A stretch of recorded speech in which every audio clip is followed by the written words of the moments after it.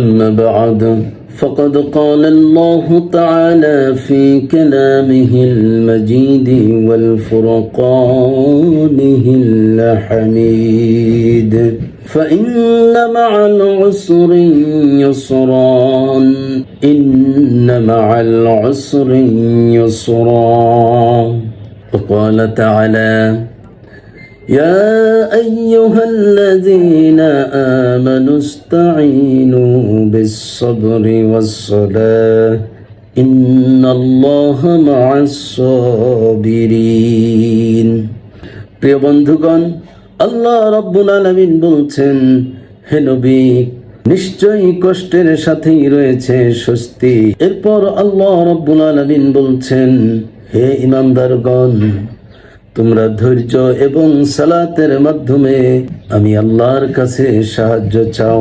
নিশ্চয়ই আল্লাহ রাব্বুল আলামিন ধৈর্যশীলদের সাথেই রয়েছেন। সুবহানাল্লাহি ওয়া বিহামদিহি, সুবহানাল্লাহিল আযীম।